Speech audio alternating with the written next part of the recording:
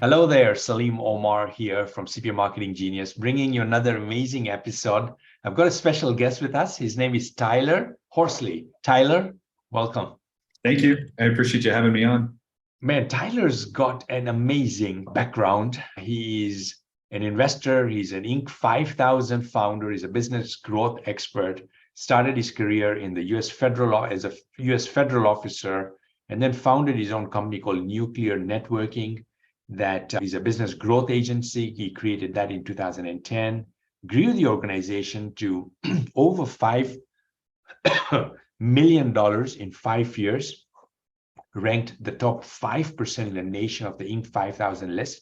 And then he sold it to a private equity group in which he's a partner now.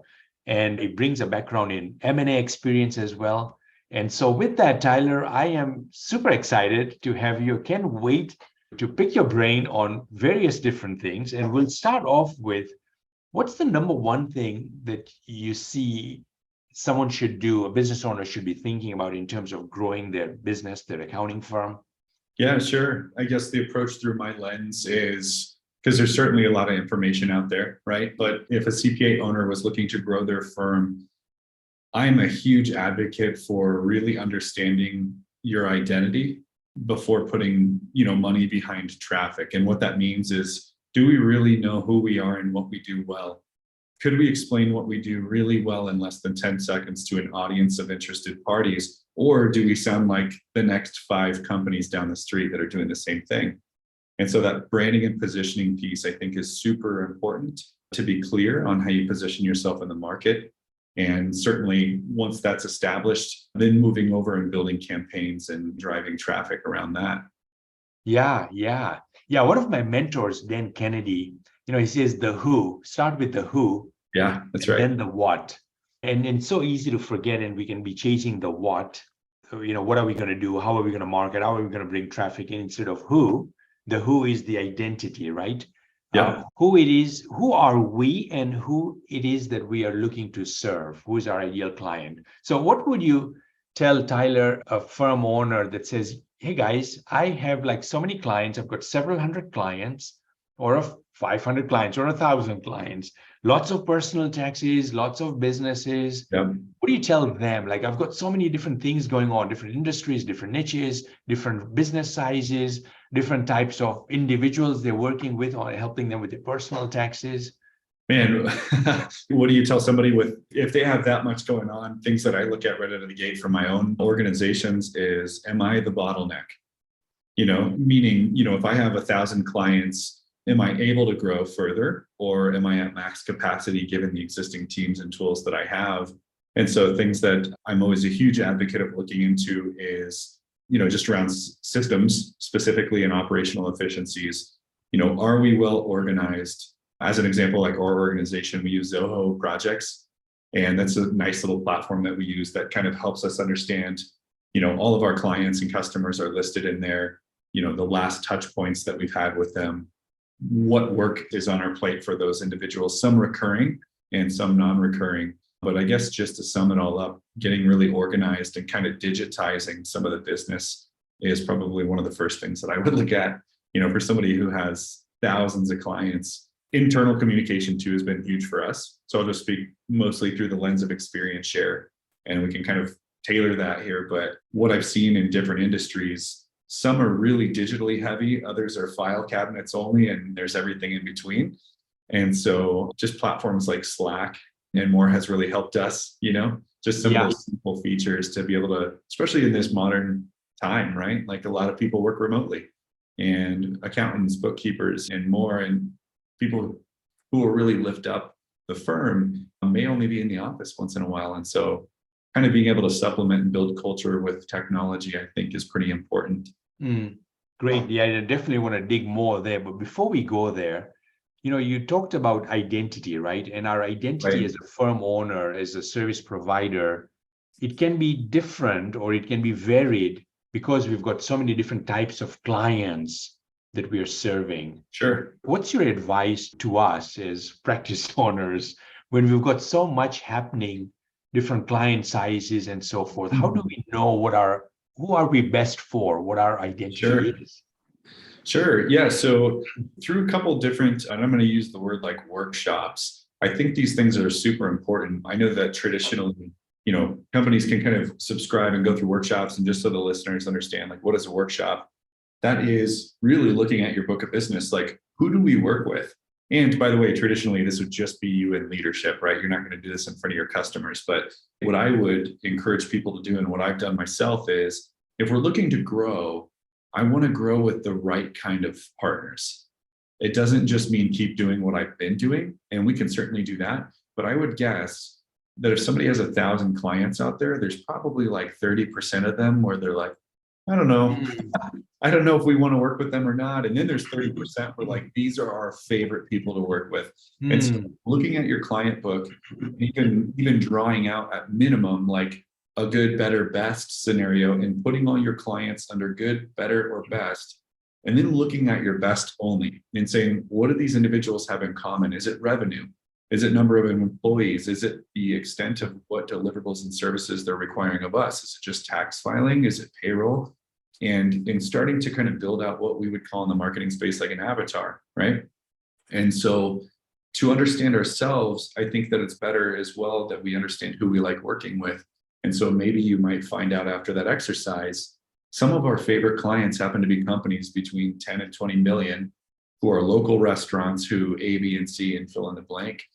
And from that perspective, then we can go back to ourselves and go, we love working with clients who are, and then we can clearly communicate to the world by nature who we love working with. And that naturally forms us into who our identity to the public.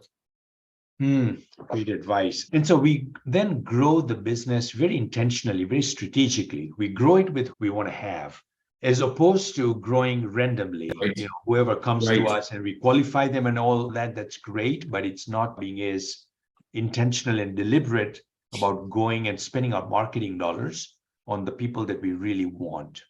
Yeah, 100%. And I guess what every founder out there listening can relate to is your individual hiring choices.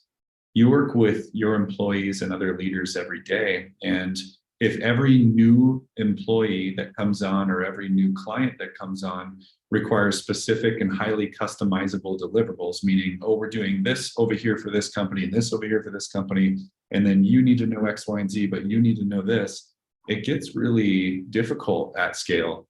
And so, yeah, it doesn't mean that we need to terminate the relationships that we have, but really focusing on those that you like, what that's going to allow you to do is build repeatable systems around how to serve this exact client and copy, paste, rinse, repeat type of a system.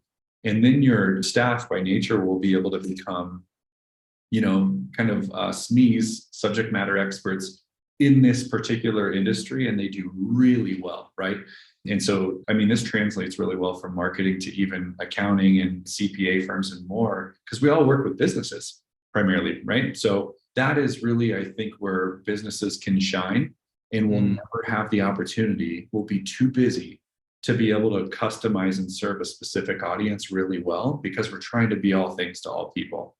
And so I think that there's multiple benefits both for your team and the audience and the type of service and the quality of service they receive at the end of the day. Yeah, I love that. You grew your organization to $5 million in annual revenues in 5 years. Very impressive right there. I'm sure you had a bunch of team, a big team, and that's needed. It's not a one-man or one-person operation to grow it that big, right? So, but with the team comes a lot of stress, and with the team comes a lot of issues. What did you do, Tyler, specifically? Like, what were some of the things you did to enhance the culture in your organization? Sure. Yeah. So we had a team when we sold, and we hit 5 million top line. I think we were at about loosely 20 people. And so in our industry, it's not uncommon for people to have 40 or 60 at the same revenue and just be really like 5 to 8% profit margins. Wow. We were at 35% EBITDA when we went to market. So it was, very profitable. Very nice. So that matters. And I know that that's not directly correlated, or it doesn't sound like it is, to culture, but it takes a specific culture to be able to operate a high efficiency company that's highly profitable versus throwing people at it, right? And so what we really focused on doing was organizing the major key components of any successful organization that I've seen, first and foremost, which is brand identity, right? We're practicing what we preach. Who are we and who are we for? And once we know that, and then we move further, we actually ended up implementing traction, EOS. Okay. Yeah. So it's like once we get that, Wickman. yeah, exactly. So we go through and we're like, well, what are our values? And like, what is our mission? If you don't know who you are, people that come to work for you aren't going to know who you are either. And, there's kind of a cohesive or complementary saying, it's like, if you stand for nothing, you'll fall for anything. And it kind of translates into this. It's like, well, you're kind of just going to hire everyone, because general skills for marketing or accounting and otherwise, it's like, well, a lot of people have those general skills, but is this the person that's really going to gravitate towards our company, our culture, our values, and put their heart and soul in it and get value out of working here? And so brand identity and figuring that out was first and foremost what we did. So we had a filter of who to hire and who not to, and then that repetition internally. And then the second thing that we've done is we spent a lot of time thinking about and investing in, and even consultants, right, to help us with some of this stuff. But how can we optimize, automate, and organize everything that we do here? Because in many cases, it's stuck in the founder's head. It's like, oh, I talk to most of the people, and once I close this person, they go over here to Nancy, and she does A, B, and C. And it's like, can you put your processes on paper, even if it's simple? Like, once you get an inquiry, set up a consultation. Step 1, get inquiry. Step 2, reply to email, set up a consultation. Step 3, if you can do that, now you, the founder, don't need to be present when you hire 3 new candidates. Somebody else can follow directions and onboard. And so what that really does, outside of help you have less stress, because you don't have 5 or 10 or 15 different employees doing things their own way and winging it, they're actually all following a guideline. Think about Chipotle or food, any type of food you go to. If you go to Chipotle, it's the same experience every Chipotle. It's the same menu primarily, same pricing primarily, and the same experience. They're not highly customized. You know what you're going to get, right? Being able to create that great experience, and then it's repeatable and everyone speaks the same language, everyone operates on the same cadence.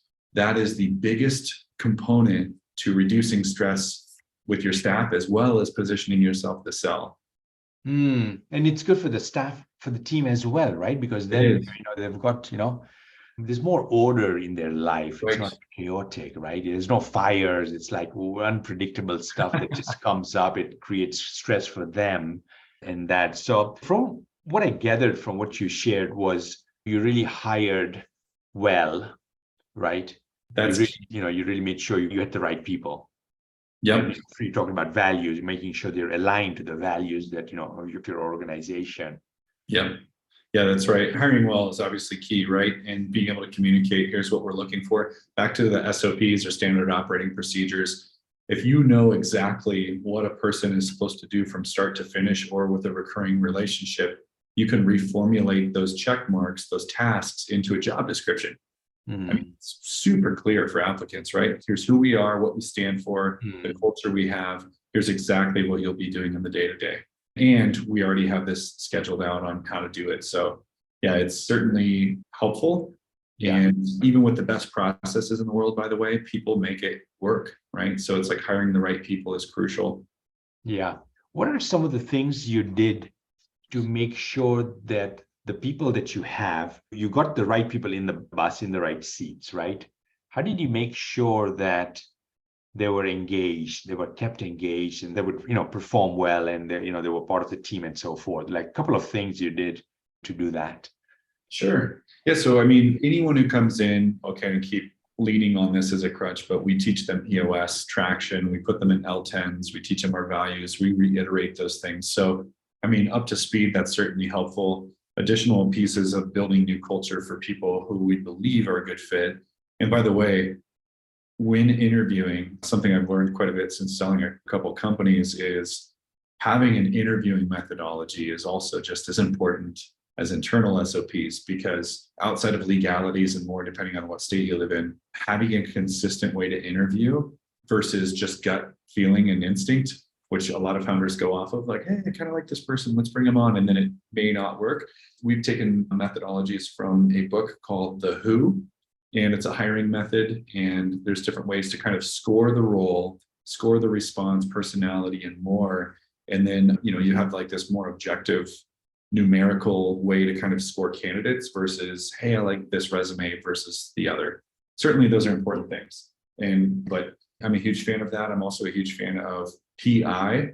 And so there's essentially kind of like the Myers-Briggs and more, it's on the lines, it's called predictive index. And it's a toolkit that they license out to businesses. But essentially, yeah, it's like really getting to know like what are the core strengths and core weaknesses or core areas of growth of a person, and being able to kind of consistently build teams based on those pieces of criteria versus just the traditional interview is pretty important. And that's been helpful for us as well. Yeah. Got it. Great. Good. Yeah, this is, so awesome. A couple of questions before we finish this. Building a $5 million business and 20 employees, and it's all good, right? You had the right culture and you made sure you did that. But I'm sure there were times when you were like, what am I doing? Why am I in this business? I need out. It's so stressful, or, a feeling of being burnt out, right? Yeah. What's your advice to someone that's feeling that? What advice would you give business, practice owner experiencing burnout? So you're not alone at all. And I think it's normal on podcasts and more to, people only see your success. There's a little infographic online floating around I've seen on Reddit, and it's an iceberg. And it's the tip of the iceberg floating out of the water, and it says success. And it says what people see. And then under the water is like miles deep of pain, heartache, frantic, manic, barely making payroll, personnel issues, client issues, scope creep, angry people who are demanding a refund, don't value your time. It's a nightmare sometimes. So to that point, I felt that way a lot. And I guess just from an experience share standpoint, I know this to be true, that what we were doing was the right thing to do, meaning the business model had legs, it was proven, and it genuinely helps people. And so what we've done, and what I would think about, is when the time is right, because there's emotional grieving and stuff that's naturally going to happen for all founders during times of stress, especially with economical, influences, personal life, family, like, you're juggling a lot. What I would do is try to move everything back to logic and objective scoring. Same exercise, write down all of the things you hate doing at your company, write down all of the problems you have with problem clients. What do those clients have in common? What are they complaining about? Is there a pattern? Maybe there is something that you actually could improve really quickly, or at minimum, you do everything perfect, which none of us do, but assuming you do everything perfect and you just work with some clients that that are kind of making your life more difficult, what do those clients have in common? And let's start the filtering process, right? So maybe we should be asking better questions during onboarding or during the discovery process. What we found out at Nuclear is, very rarely do companies that make less than $500,000 a year, very rarely are they a good fit, for us. And I realize I'm shutting out some people, and I love founders, by the way. Like, I build and grow and sell companies on my own. So I get the hustle. I love building. And for some reason, I'm addicted to that stress, apparently. but like, we know who we work with, who we don't. And we are learning in it. We constantly record data, because if you could eliminate even 5% of the fires a month, wouldn't that feel great? Just these little tweaks can help you do that. Better processes and repeatable systems for auto accountability, that can help you do that. So it's all these little tweaks. I would look at these things holistically. And if you don't already, certainly surround yourself with, a tribe. And I call it a tribe, but other business owners that are going through the same things you are. Like isolation is kind of what kills entrepreneurship. And so be around other people, because we are all crazy. We have a little bit of crazy to us, and that's why we do what we do. But you certainly want to get advice from successful people, not people who don't understand entrepreneurship. And so surround yourself with people that can pour into your life. And that's probably the best advice. That's what got me through. So, yeah. That's it. That's awesome. Tyler, this was amazing. Thank you so much. What's the best way for a listener to reach out to you? Sure. You can email me directly. One of the benefits of being a founder, I don't have any crazy hard to remember email. So it's tyler@nuclearnetworking.com. So Awesome. yeah. Good. And yeah, I think we'll have to bring you back, man. We just I think we got some of the tip of the iceberg. You've got a lot of experience, selling your own companies with M&A. And I think, another episode on that in itself and do a deeper dive there would be great if you're open to that. Be happy. Yeah, I'd love to come back. Super. Great. Thank you, Tyler. Appreciate it. Thank you. Bye-bye.